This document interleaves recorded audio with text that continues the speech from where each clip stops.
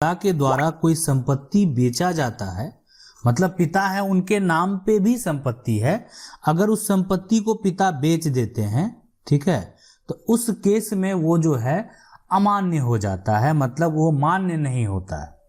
तो कौन सा केस है, क्या है, उसको समझने का प्रयास करेंगे। तो चलिए देखते हैं। सबसे पहले देखिए यहाँ पे जो पिता हैं, पिता जो है वो है सुधीर सिंह, ठीक है। तो सुधीर सिंह के कितने बेटे हैं? एक है संजय सिंह, विवेक सिंह और सरोज सिंह, यानी 3 बच्चे हैं। अब पिता का जो संपत्ति है अगर वो पैतृक है, आप देखिए पीला वाला जितना भी है ना, येलो कलर में आप देख रहे हैं ना, सारा ये पैतृक संपत्ति है पिता की, मतलब पिता के पास ये संपत्ति है। और अक्सर अगर देखा जाए परिवार में तो यही होता है कि जो संपत्ति होता है वो किसके नाम पे दर्ज होता है? पिता के नाम पे ही। और पिता के बाद जो उनके जितने बच्चे हैं उनके नाम पे वो दर्ज होगा। तो संपत्ति अगर सारा पैतृक है और पैतृक संपत्ति में जो अगर अधिकार की बात करें तो उसमें पिता का भी अधिकार है और जितने बच्चे हैं उसका भी अधिकार है। लेकिन कुछ ऐसे कंडीशन हैं जिसको ऐसा ध्यान में रखकर बनाया गया है ताकि जो आने वाले जनरेशन हैं वो ऐसा नहीं हो कि एक तरह से उनके पास कोई संपत्ति नहीं रहे। इसीलिए पिता के लिए ऐसा रूल बना दिया गया, और अगर बेटा फाइट करे तो फिर जो है एक तरह से पिता के अगेंस्ट खड़ा हो सकता है अगर पिता के द्वारा गलत किया जा रहा है तो। जैसे तो पिता की संपत्ति 2 तरह की हो सकती है ना, ये भी पहले समझ लेते हैं कि पिता के पास जो संपत्ति है वो 2 तरह की हो सकती है। तो पिता मान लेते हैं वैसा संपत्ति रखे हुए हैं जो कि पिता खुद से कमाए हुए हैं, जिसको अर्जित किया हुआ संपत्ति बोलते हैं।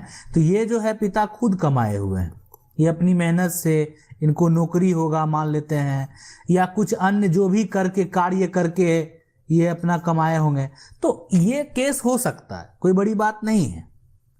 लेकिन ये जो पैतृक संपत्ति है ये पूर्वज से प्राप्त संपत्ति है, मतलब कि अगर आपको भी ऐसा कोई संपत्ति मिलता है जो कि दादा का है, परदादा का है, मतलब पूर्वज से प्राप्त संपत्ति है, ठीक है। तो उस केस में क्या नियम है और जो अर्जित संपत्ति है उस केस में क्या नियम है, तो पहले उसको समझते हैं। तो सबसे पहले जो समझेंगे वो पैतृक संपत्ति के बारे में समझेंगे, ठीक है। तो चलिए उसको समझते हैं, पैतृक संपत्ति के बारे में क्या है हमारा नियम और क्या कहता है। देखिए अगर संपत्ति आप जितना भी ये येलो कलर में देख रहे हैं, पीला है, तो अगर ये 537 जो संपत्ति है, ये जो यहाँ पे आप देख रहे हैं, अगर ये पिता के द्वारा बेच दिया जाता है, ठीक है, ये पिता के द्वारा बेच दिया गया, जो खरीदने वाला है उसको दाखिल खारिज भी करा लिया, वो उसका रसीद भी कटा लिया, ठीक है, सारा कुछ करा लिया, मतलब खरीदने वाला रसीद भी कटा लिया और दाखिल खारिज भी करा लिया, दाखिल खारिज भी करा लिया, तो सब कुछ उसका हो गया। लेकिन उस पे अगर बेटे के द्वारा ऑब्जेक्शन लगाया जाएगा तो ये संपत्ति का जो रजिस्ट्री है वो टूट जाएगा। अब कहेंगे कि ये संपत्ति तो पिता का के द्वारा बेचा गया है और पिता के द्वारा बेचा गया, अब तो दाखिल खारिज होगा, तो क्या रजिस्ट्री टूटेगा? बिल्कुल टूटेगा, इसलिए कि जो संपत्ति बेचा गया पिता के द्वारा वो संपत्ति पिता सेल्फ एक्वायर प्रॉपर्टी नहीं था, पिता का अपना अर्जित संपत्ति नहीं, पैतृक संपत्ति था। और पैतृक संपत्ति में जितने भी वंशज हैं उसमें सबका भी अधिकार होता है, सबका समान अधिकार होता है। तो इसीलिए अगर पैतृक संपत्ति पिता बेचते हैं तो उनको बेटे के साथ बंटवारा करना होगा। मतलब ये नहीं है कि वो बेच नहीं सकते, बेच और बिक्री नहीं होगी, लेकिन अगर बेटा उस पर ऑब्जेक्शन लगाता है तो उसकी बिक्री सही में नहीं हो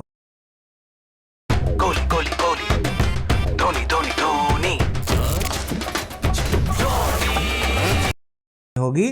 फिलहाल पिता अपना सिर्फ शेयर बेच पाएंगे और उनमें बच्चे का भी अधिकार होगा। मतलब ये अगर 537 प्रॉपर्टी की बात करें तो इसको टोटल अब आप 4 पार्ट में बांट दीजिए। अब ये जो एक पार्ट यहाँ पे अगर आप देख रहे हैं, सिर्फ इसी को पिता बेच सकते हैं, जिसको हमने रेड कलर कर दिया। बाकी सिर्फ नहीं बेच सकते, यानी पिता को बेटे से अपना हिस्सा अलग लेना होगा। उसके बाद बेटे का संपत्ति अलग हो गया, मतलब संजय सिंह का संपत्ति अलग हो गया, विवेक सिंह का संपत्ति अलग हो गया, सरोज सिंह का संपत्ति अलग हो गया, और उसके बाद पिता का संपत्ति अलग हो गया। पिता अपना अगर बेच लेंगे तो उनके पास अपना कोई भी संपत्ति नहीं रहेगा। ठीक है, तो बेचने का बेच सकते हैं, लेकिन उनको अपना बेटे से यानी परिवार में अपना जिसका भी हक है, परिवार में जिसका भी हक है उससे बंटवारा करना पड़ेगा। अगर नहीं करते हैं तो बिक्री होगी, ऐसा नहीं है कि बिक्री नहीं होगी, कि या इसका रजिस्ट्री नहीं होगा, ऐसा कुछ नहीं है। बिक्री तो होना तय है, इसलिए कि बिक्री में क्या होता है ना कि सरकार को तो उससे पैसा आना है, तो उससे कोई रोक नहीं होगा यहाँ पे। ठीक है, बिक्री तो होनी है और सही भी हो सकता है। ऐसा नहीं कि पिता अगर आप ये जो प्लॉट है यहाँ पे अगर वो बेचना चाहें तो नहीं बेच सकते हैं, तो बिल्कुल बेच सकते हैं। जो है 537 नंबर का जो प्लॉट है ये अगर चाहे पिता तो बिल्कुल बेच सकते हैं। अगर ये जो है एक तरह से बेटा चाहे तो भी उसको बेच सकता है, लेकिन इसमें हिस्सा तो पिता का भी होगा, बेटा का भी होगा, सबका हिस्सा है ना। तो अब इसको अगर मान लेते हैं किसी बेटे को आपत्ति है इससे कि उनको इसमें शेयर नहीं मिला, हिस्सा नहीं मिला, तो वो ऑब्जेक्शन यहाँ पे लगा सकते हैं, और लगाने के बाद ये जो है रजिस्ट्री टूट जाएगा। तो इसीलिए अगर मान लेते हैं पिता पहले भी बेच चुके हैं। अच्छा, बहुत लोगों का मन में ऐसा सवाल है कि ऐसे तो पिता 5 साल पहले कर चुके हैं, 10 साल पहले, अगर पिता जीवित हैं तो आप पिता पे केस फाइल कर सकते हैं। अब पार्टीशन सूट आप फाइल कर दें पिता के ऊपर, ताकि आपको अपना हिस्सा चाहिए। आप कैसे जमीन बेच दिए, वो आपका अर्जित संपत्ति तो था नहीं, वो संपत्ति आपका जो है पूर्वज से प्राप्त था, तो उसमें वंशजों का अधिकार है।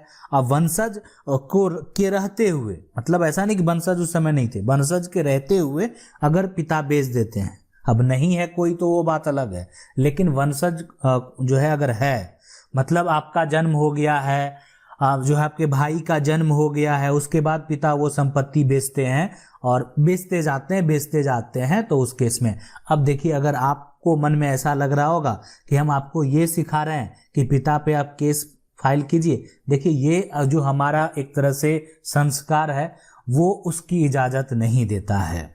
इसलिए नहीं देता है कि ये एक अलग है, और कानून जो है, कानूनी प्रक्रिया एक अलग है। हम जो बता रहे हैं आपको वो कानून, ना कि अपना संस्कार।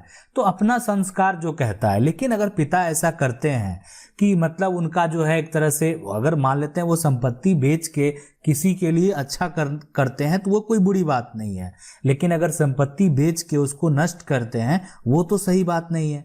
तो यहाँ पे अगर बेटे का अधिकार है तो क्यों ना बेटा उस पर ऑब्जेक्शन लगाए, क्यों ना बेटा फाइट करके उसको हासिल कर ले। इसमें अगर पैतृक संपत्ति है तो संजय सिंह, विवेक सिंह और सरोज सिंह तीनों अगर मिल जाएगा तो बेचा हुआ संपत्ति जिसके यहाँ चला गया वो दखल भी कर लिया तो वापस आएगा। और अगर पिता जीवित हैं तो उस केस में तो और जो है चांसेस आप समझ सकते हैं बहुत ज़्यादा बढ़ जाता है, और मामला जितना पुराना होगा उतना आप हो सकता है इसमें दिक्कत हो, लेकिन जितना लेटेस्ट मामला है उतना जल्दी आपको जो है न्याय मिलेगा। अब बात कर लेते हैं अर्जित संपत्ति की।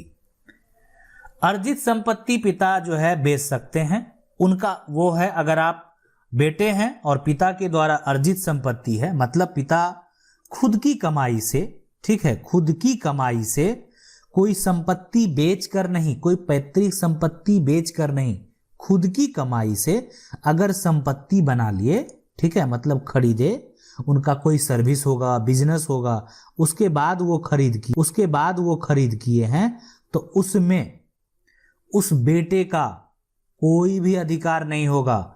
मतलब अगर ये चाहे कि इस संपत्ति में ये तीनों है ना हिस्सा लेना, तो आप समझ लीजिए कि नहीं ले सकता है। तब तक नहीं ले सकता है जब तक पिता ये नहीं चाहे। अगर पिता को ये इस बात से ऐतराज है तो फिर नहीं देने का उनको इच्छा है तो वो नहीं दे सकते हैं। वो किसी दूसरे को बेचना चाहते हैं तो बेच सकते हैं, किसी एक बेटे को देना चाहते हैं तो दे सकते हैं, उसके लिए वो स्वतंत्र है, इसलिए कि उनका वो सेल्फ एक्वायर प्रॉपर्टी है। तो इसलिए सेल्फ एक्वायर प्रॉपर्टी के केस में पिता जो है वो स्वतंत्र है, किसी को संपत्ति दे सकते हैं। बेटा चाह के भी यहाँ पे ऑब्जेक्शन नहीं लगा पाएगा कि आप क्यों बेच रहे हैं, जो है इसमें मेरा भी हक है, बिल्कुल नहीं। लेकिन पिता के मरने के बाद उस संपत्ति पे, है ना, उस संपत्ति पे अधिकार बच्चों का होगा, आपकी मां का भी होगा और बच्चे का भी अधिकार होगा। तो ये कहता है हमारा कानून। आशा करते हैं वीडियो अच्छा लगा होगा। वीडियो अच्छा लगा, वीडियो को लाइक जरूर कर दें। चैनल को पहली बार देख रहे हैं, सब्सक्राइब